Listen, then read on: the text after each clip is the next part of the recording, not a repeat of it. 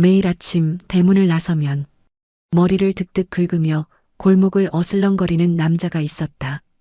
분리수거는 늘 대충 요령만 부리며 어찌나 얌체같이 하던지 인성이야 말할 것도 없고 기본 예절도 못 갖춘 남자 같았다. 내 눈엔 정말이지 끔찍한 남자였었다. 그 일이 있기 전까지는. 안녕하세요. 바람 따라 걷는 길입니다. 여기서 만나는 모든 이야기가 당신의 하루에 작은 쉼표가 되길 바랍니다. 올해 59. 나는 사회복지사였다. 홀로 된 지 5년 남짓 게으르고 사고만 치던 그 사람과 결국은 갈라섰다.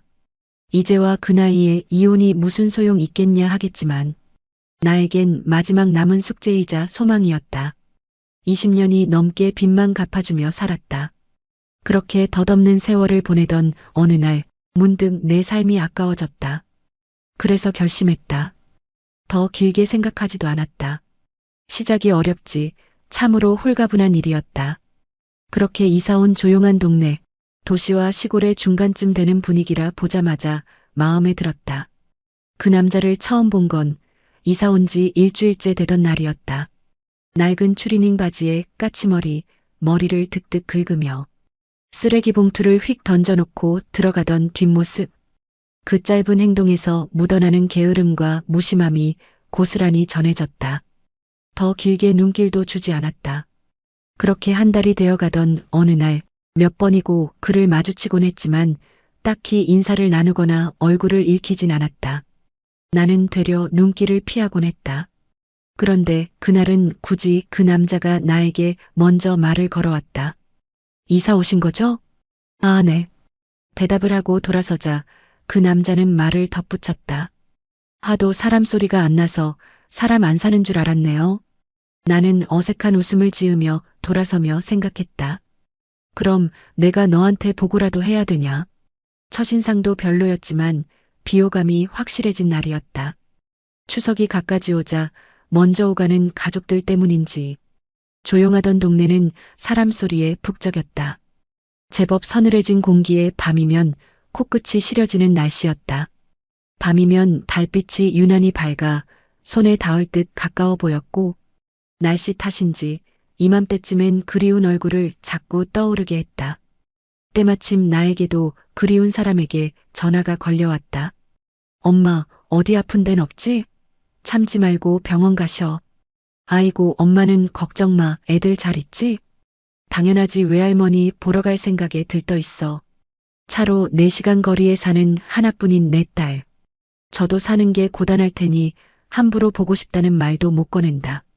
오랜만에 보는 사위와 손녀들이니 뭐 하나라도 더 해먹이고 싶어 서둘러 집을 나섰다.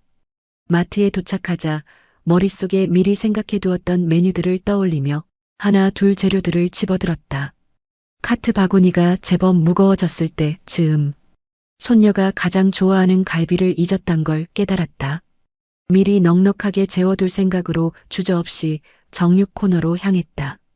그러자 멀리서 보이는 익숙한 실루엣, 매일 아침 집 앞 골목길에서 늘상 보던 한심한 뒤통수. 나는 최대한 눈길을 주지 않으려 노력했다. 그러나 어김없이 들려오는 목소리. 장 보러 오셨나 보네요? 아, 내장 보러 오셨어요? 나는 억지 웃음 지어 보이며 어색한 미소로 대답했다. 그의 장바구니를 슬쩍 보았을 때 명절 음식이라고는 볼 수 없을 정도로 간단한 것들이었다. 나는 속으로 혼자 생각했다. 저 나이에 혼자 사는 건가 아니면 진짜 가족이 안 오는 건가. 순간 쓸데없는 생각이 스쳤다. 나는 고개를 절레절레 흔들며 갈비살을 골랐다. 그의 사정을 궁금해할 이유가 없었다. 애초에 나랑은 전혀 상관없는 사람이니까. 하지만 이상하게도 계산대에서 또 마주쳤다. 그는 나보다 먼저 계산을 끝내고 봉투를 들고 서성였다. 나를 보자 마치 기다렸다는 듯 말했다. 집이 같은 방향이죠? 같이 가요. 거절하려다 순간 마트 앞에서 버스 타는 사람들로 북적이는 걸 보고는 그냥 고개를 끄덕였다. 서로 말없이 걷는 골목길. 나는 그 사람의 옆모습을 처음으로 제대로 봤다. 늘 머리를 극적이던 그 손은 오늘은 묘하게 주머니 속에서 나오질 않았다. 추석 당일 집은 오랜만에 북적였다. 딸과 사위, 그리고 두 손녀까지 모이니 좁은 부엌은 연신 사람 발자국과 웃음소리로 가득 찼다. 사위가 좋아하는 갈비찜, 손녀들이 기다리던 전, 딸이 부쳐주는 고소한 송편까지 냄새와 온기가 집안 가득 퍼졌다. 아이들이 장난감을 꺼내 놀고 거실에서는 사위와 딸이 나란히 앉아 이야기를 나누고 있었다. 나는 잠깐 숨을 돌릴 겸 대문 밖으로 나왔다. 밤 공기는 제법 차가웠다. 달빛은 유난히 맑았고 별은 손에 닿을 듯 또렷했다. 그때였다. 맞은편 대문 앞 낡은 나무 의자에 앉아 있는 그 남자가 눈에 들어왔다. 허리를 약간 굽힌 채 손은 무릎 위에 가지런히 얹고 말없이 하늘을 올려다보고 있었다. 차가운 골목의 공기 속에서 그 모습은 이상하리만치 고요하고 어쩐지 조금 쓸쓸해 보였다. 그동안 얌체 같고 게으른 모습만 보였던 그였는데 그 순간만큼은 내가 모르는 또 다른 얼굴을 가진 사람 같았다. 나는 괜히 가슴 한쪽이 살짝 조여드는 기분을 느꼈다. 나는 문간에 서서 잠시 그를 바라보다가 이내 집안에서 손녀의 할머니 하는 부름에 돌아서려 했다. 그런데 그 순간 작게 흘러나오는 목소리가 바람에 실려 귀에 들어왔다. 별이 참 많네. 당신도 보고 있나?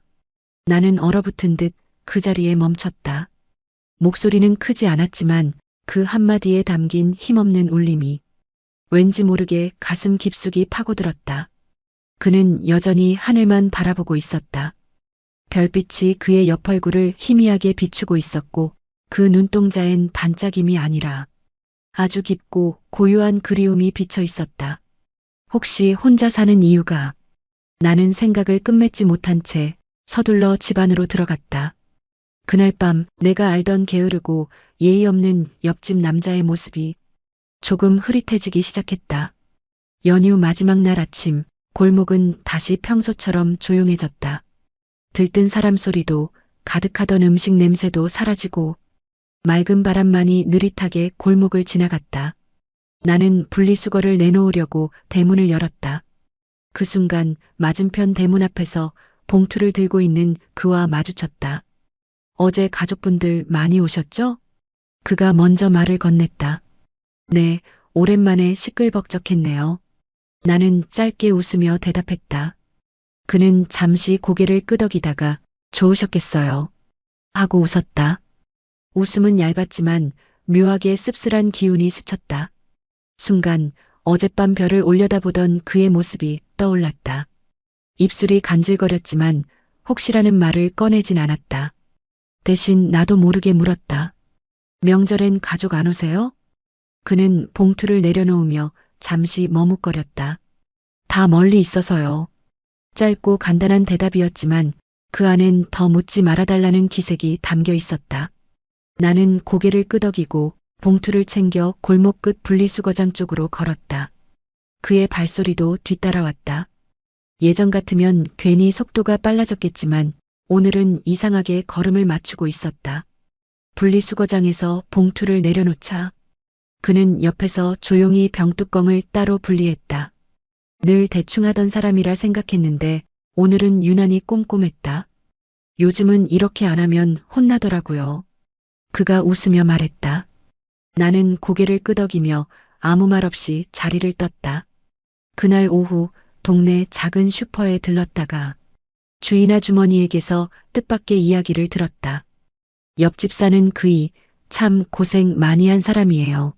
어머니가 치매셨는데 10년 넘게 모시고 돌아가시자마자 부인까지 치매가 와서 몇 년을 병수발했죠.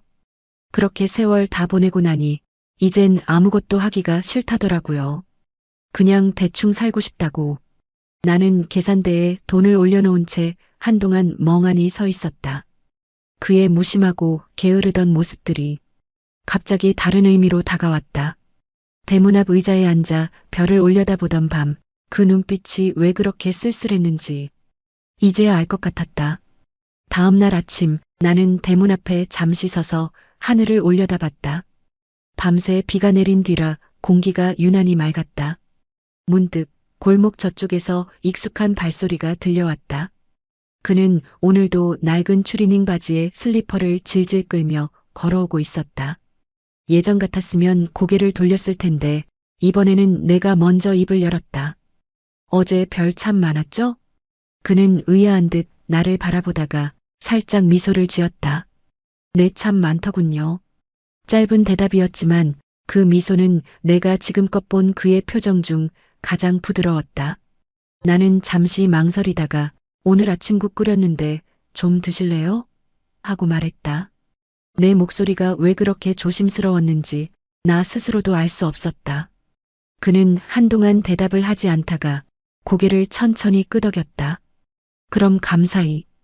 그 순간 차갑게만 느껴졌던 골목 공기가 조금은 따뜻하게 변한 것 같았다. 그가 대문을 살짝 열고 들어서자 집안엔 아직도 명절 음식 냄새가 남아 있었다.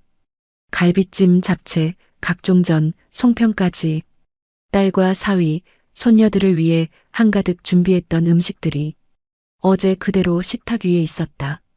아침이라 국만 드시게 하려 했는데 이왕 오신 김에 같이 드시죠. 나는 국을 덜어내고 갈비찜에 윤기가 돌도록 다시 데웠다. 그는 의자에 앉아 한참 상을 바라보다가 작게 웃었다.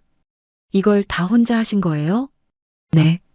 딸이랑 사위, 손녀들이 오니까요. 근데 너무 많이 해서 남았어요. 나는 무심한 척 말했지만 손은 괜히 더 바빠졌다. 그가 갈비를 한 입 베어 물었다. 천천히 씹던 그는 고개를 끄덕이며 말했다. 맛있네요. 오래간만에 명절 음식 먹어봅니다. 그 말에 가슴 한쪽이 묘하게 울렸다. 목소리 끝이 살짝 떨린 것 같기도 했다. 나는 물컵을 채우며 무심한 척 말했다. 다음 명절에는 혼자 드시지 마세요. 그는 내 말을 듣고 잠시 나를 바라봤다. 그 눈빛 속엔 고맙다는 말도 거절도 없었지만 이상하게 오래 남는 온기가 있었다. 그는 젓가락을 내려놓고 물을 한 모금 마셨다. 잘 먹었습니다. 짧은 인사와 함께 자리에서 일어났다. 나는 현관까지 배웅을 나갔다. 그가 신발을 신으며 조용히 웃었다. 명절 기분 조금은 낫네요. 대문이 열리고 차가운 바람이 스쳤다. 그는 골목 쪽으로 걸어나갔다. 느릿하지만 힘있는 발걸음. 예전엔 그저 게으른 걸음걸이로만 보였는데 오늘은 이상하게 단단해 보였다. 그 뒷모습을 한참 바라보다가 나는 문을 천천히 닫았다. 식탁 위에 남아있는 빈 그릇들과 따뜻했던 눈빛이 마음 한구석에 오래 남았다. 그날 이후로 골목에서 그를 마주치는 순간이 전보다 잦아졌다. 아니, 어쩌면 원래 같았는데 내가 더 눈여겨보게 된 건지도 모른다. 아침에 분리수거를 내놓다 보면 그가 슬리퍼를 끌며 내려오는 소리가 먼저 들렸다. 예전엔 그 소리가 귀찮아서 고개를 돌렸는데 요즘은 괜히 대문을 조금 더 늦게 닫았다. 마트에 가는 길에도 마찬가지였다. 저 멀리에서 그의 낡은 모자를 보면 발걸음을 천천히 해 마주치는 타이밍을 맞추곤 했다. 물론 그럴 때마다 대화는 짧았다. 장 보러 가세요? 네, 뭐 좀 사러요. 단순한 말뿐인데 묘하게 여운이 남았다. 그리고 밤이면 대문 앞 의자에 앉아 하늘을 보는 그의 모습이 종종 눈에 들어왔다. 여전히 별을 보며 무슨 생각을 하는지 알 수 없었지만 그 고요한 뒷모습이 이젠 전처럼 불편하지 않았다. 오히려 조금은 궁금해졌다. 그날 이후 이상하게 그 사람이 자꾸 생각났다. 부엌에서 칼을 잡고 채소를 썰다 보면 그날 갈비찜을 먹던 그의 표정이 떠올랐다. 조용히 고개를 끄덕이며 맛있네요 하던 그 목소리까지. 혼자 저녁상을 차릴 때도 마찬가지였다. 빈 의자가 유난히 눈에 들어왔다. 거기에 그가 앉아 젓가락을 드는 모습을 상상하고 있는 나를 발견하면 괜히 웃음이 나다가도 곧 한숨이 나왔다. 내가 왜 이러지? 그저 옆집 남자일 뿐인데 예전엔 보기 싫어서 눈길조차 안 주던 사람이었는데 그런데도 국물이 보글보글 끓는 냄비 앞에 서 있으면 오늘도 같이 드실래요? 그 말을 꺼내는 장면을 머릿속에서 몇 번이나 연습하고 있었다. 그날은 유난히 바람이 차가웠다. 저녁 준비를 마치고 잠깐 바깥 공기라도 쐬려고 대문을 열었다. 골목 저편에서 그가 걸어오고 있었다. 양손은 주머니에, 목은 옷깃 속에 파묻고 그 특유의 느릿한 걸음으로 나도 모르게 목소리가 먼저 나왔다. 저기, 그가 멈춰섰다. 네. 나는 잠시 숨을 고르고 국 끓였는데 한 그릇 드실래요? 하고 말했다. 말이 끝나자마자 심장이 괜히 두근거렸다. 그는 한동안 나를 바라보다가 살짝 아주 작게 웃었다. 그럼 감사히. 그가 집 안으로 들어서자 식탁 위에는 갓 지은 밥과 뜨끈한 소고기 뭇국 그리고 김치와 장아찌, 나물 반찬이 올려져 있었다. 간단하게 드세요. 하고 말했지만 내 손은 괜히 반찬을 하나 더 꺼내고 있었다. 그는 숟가락을 들더니 조심스레 국부터 한술 떴다. 김이 얼굴을 감싸고 잠시 눈을 감았다가 작게 숨을 내쉬었다. 뜨끈하네요. 이런 건 참 오랜만입니다. 그 한마디에 나는 괜히 숟가락을 들던 손이 멈췄다. 무얼 더 물어봐야 할지 아니면 그냥 넘어가야 할지 잠깐 망설였다. 그러다 조심스레 물었다. 아, 명절에도 가족 안 온다고 하셨죠? 그는 한동안 국만 바라보다가 천천히 고개를 끄덕였다. 멀리 있는 것도 있고 여기까진 잘 안 오죠. 짧게 잘랐지만 그 말 끝에 묵직한 세월이 묻어 있는 것 같았다. 나는 더 캐묻지 않고 그가 밥을 다 먹을 때까지 그냥 맞은편에 앉아 있었다. 이상하게도 그 고요한 식사 시간이 하루 중 가장 따뜻한 순간처럼 느껴졌다. 그가 돌아간 뒤 부엌엔 국 냄새와 온기가 아직 남아 있었다. 싱크대에 쌓인 그릇을 헹구면서도 나는 아까 식탁 맞은편에 앉아있던 그의 모습을 계속 떠올렸다. 별말도 없었고 웃음도 짧았지만 숟가락을 드는 손끝이 유난히 조심스러웠다. 그 한 숟가락 한 젓가락에 그동안 혼자 살아온 시간이 묻어 있는 것 같았다. 자꾸 신경이 쓰였다. 그동안 무심히 지나쳤던 골목길에서 그 사람의 하루가 어떤지 궁금해졌다. 문득 바람처럼 스친 생각이 있었다. 수고한 그 사람이 하루라도 더 행복했으면 그게 내가 해줄 수 있는 가장 작은 바람이자 이상하게도 꼭 이루어졌으면 하는 마음이었다. 다음 날 오후 창밖이 점점 어두워지더니 빗방울이 후두득 떨어지기 시작했다. 골목이 금세 젖어가고 빗소리가 부엌까지 깊게 스며들었다. 저녁 준비를 하며 창밖을 보는데 저쪽 대문이 열리고 그가 우산도 없이 나오는 게 보였다. 한 손으로 머리를 가리고 다른 손에 비닐봉지를 든 채 골목을 천천히 걸어갔다. 나는 잠시 망설이다. 갓 부친 동태전을 접시에 담았다. 김이 모락모락 나는 걸 보니 그 접시를 그냥 놔두긴 아깝다는 생각이 들었다. 대문을 열고 나가 우산을 들이밀었다. 이거 쓰세요. 그가 놀란 눈으로 나를 보았다. 아, 괜찮습니다. 금방 가요. 들고 가세요. 그리고 이거 드세요. 나는 동태전 접시를 건넸다. 그는 잠시 말이 없다가 조심스레 우산과 접시를 받아들었다. 고맙습니다. 짧은 인사였지만 그 목소리에는 어제보다 조금 더 부드러운 온기가 실려 있었다. 그가 골목 끝으로 사라질 때까지 나는 대문 앞에 서서 빗소리를 들었다.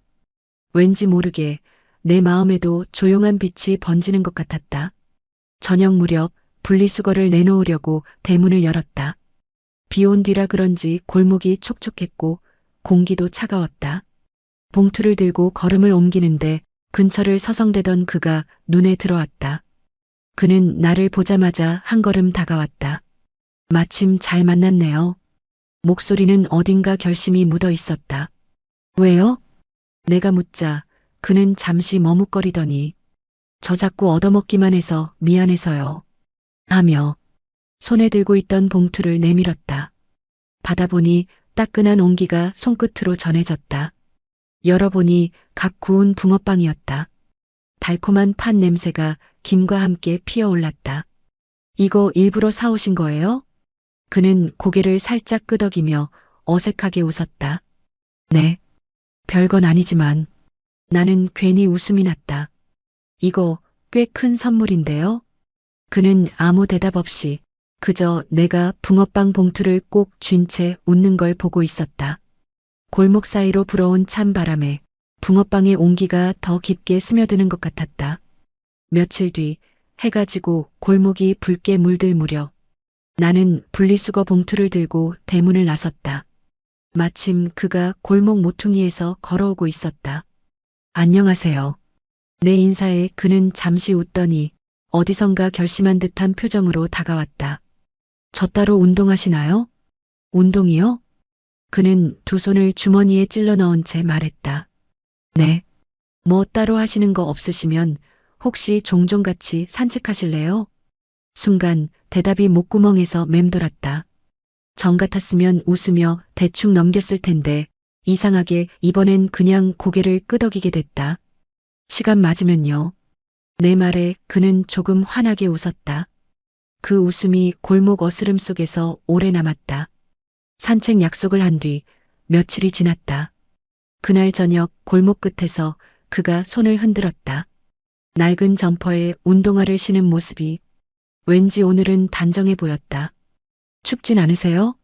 내 물음에 그는 고개를 저었다. 이 정도는 괜찮아요. 오히려 시원하네요. 우리는 천천히 골목을 걸어 나갔다. 집들이 하나둘 꺼져가는 불빛 사이로 가로등 불빛이 길게 늘어져 있었다. 처음엔 날씨 얘기, 동네 얘기 같은 가벼운 말들만 오갔다. 그러다 어느 순간 그는 조용히 말했다. 사람이랑 이렇게 걸어본 게 진짜 오랜만입니다. 그 말에 나는 잠시 걸음을 늦췄다. 그의 옆모습이 가로등 불빛에 비쳐 살짝 쓸쓸해 보였다. 나는 괜히 주머니 속 장갑을 만지작거리며 물었다. 그동안 많이 혼자 계셨나 봐요? 그는 잠시 웃음인지 한숨인지 모를 숨을 내쉬었다. 사실 어머니가 오래 치매셨거든요. 10년 넘게 모셨습니다. 나는 고개를 돌려 그를 바라봤다. 그는 눈을 마주치지 않은 채 앞만 보며 천천히 걸었다. 어머니 보내드리고 나니까 이번엔 아내가 그러더군요. 몇 년을 병원과 집만 오갔죠. 그 짧은 문장 사이사이에 수많은 날들이 스쳐 지나가는 것 같았다. 나는 괜히 목이 뜨거워져서 주머니 속 장갑을 꼭 쥐었다. 그는 웃는 듯 했지만 그 웃음엔 힘이 없었다. 그래서 이제는요, 그냥 좀 대충 살고 싶습니다. 아무것도 안 하고 조용히. 나는 무슨 말을 해야 할지 몰라 그저 고개만 끄덕였다. 그 순간 그의 느릿한 걸음이 왠지 모르게 더 무겁게 느껴졌다. 집으로 돌아오니 부엌이 조용했다. 전등 불빛 아래 아직 치우지 않은 식탁 위 컵 하나가 덩그러니 놓여 있었다. 나는 코트를 벗지도 않은 채 의자에 앉았다. 그가 했던 말이 자꾸 머릿속에서 맴돌았다. 어머니 보내드리고 나니까 이번엔 아내가 그러더군요. 이제는 그냥 대충 살고 싶습니다. 그 말에 담긴 무게가 내가 상상했던 것보다 훨씬 깊고 오래된 거라는 걸 오늘에서야 알았다. 나는 컵에 물을 따라 한 모금 마셨다. 물맛은 평소와 같았지만 가슴 한쪽이 이상하게 쓰라렸다. 그동안 내가 게으르다고만 생각했던 사람, 분리수거를 대충 한다고 머리를 극적거린다고 속으로 흉보던 그 사람, 그 모든 게 어쩌면 버텨온 세월 끝에 남은 방식일 뿐이었다는 걸. 창밖을 보니 골목이 고요했다. 그가 지금 저 골목 끝 어딘가에서 혼자 불을 끄고 누워있을 걸 생각하니 괜히 마음 한구석이 무겁게 내려앉았다. 그 사람이 하루라도, 아니 오늘만이라도 조금은 가벼웠으면 좋겠다. 그날도 평소처럼 골목을 나서 산책길로 접어들었다. 바람이 선선해 괜히 걸음이 빨라졌다. 나는 이야기에 집중하느라 발밑을 잘 보지 못했다. 순간 발이 뭔가에 걸리더니 발목이 꺾이며 아야 하는 소리가 튀어나왔다. 멈춰선 나를 본 그가 다급히 다가왔다. 괜찮으세요? 아, 살짝 접질렀나 봐요. 괜찮아요. 나는 대수롭지 않게 말했지만 한 걸음 떼자마자 얼굴이 찡그려졌다. 그가 잠시 나를 보더니 한숨처럼 말했다. 무리해서 걷는 거 안 좋아요. 엎혀요. 아니, 됐어요. 무슨. 말이 끝나기도 전에 그는 허리를 숙였다. 어서요. 다친 발로 오래 걸으면 더 안 좋아집니다. 망설이다가 그의 등에 몸을 실었다. 생각보다 넓고 단단한 등이었고 걸음을 옮길 때마다 그 온기가 등을 타고 전해졌다. 골목을 따라 천천히 걸어가면서 나는 괜히 눈을 들어 가로등 불빛을 바라봤다. 이 상황이 어색하면서도 마음 한쪽이 이상하게 편안했다. 그는 집 앞에 도착해서도 나를 내려주지 않았다. 대문 열어요. 내가 문을 열자 그는 마치 당연하다는 듯 안으로 들어섰다. 거실을 지나 방 안까지 나를 데려가 이불 위에 조심스레 눕혔다. 나는 부끄러움에 웃으며 말했다. 아니, 그냥 소파에 앉으면 되는데. 그는 대답 대신 부엌 쪽으로 향했다. 잠시 뒤 찬물에 적신 수건과 얼음팩, 그리고 소독약을 들고 왔다. 익숙한 손길로 발목을 살펴보더니 심하게 접질리진 않았네요. 그래도 오늘은 절대 걷지 마세요. 차갑지만 부드러운 감촉이 발목에 닿았다. 그의 손놀림은 망설임이 없었고 묘하게 오랜 시간 간호에 익숙해진 사람의 움직임 같았다. 이런 건 많이 해보셨나 봐요. 내 말에 그는 잠시 손을 멈추더니 작게 웃었다. 예, 오래 해봤죠. 그 웃음 속에 스치는 사연이 느껴졌다. 나는 더 묻지 않았다. 그저 그의 손길이 발목 위를 부드럽게 오가는 동안 묘하게 안도되는 마음에 눈을 감았다. 그날 밤 그는 발목에 얼음팩을 다시 올려주고 나서야 돌아갔다.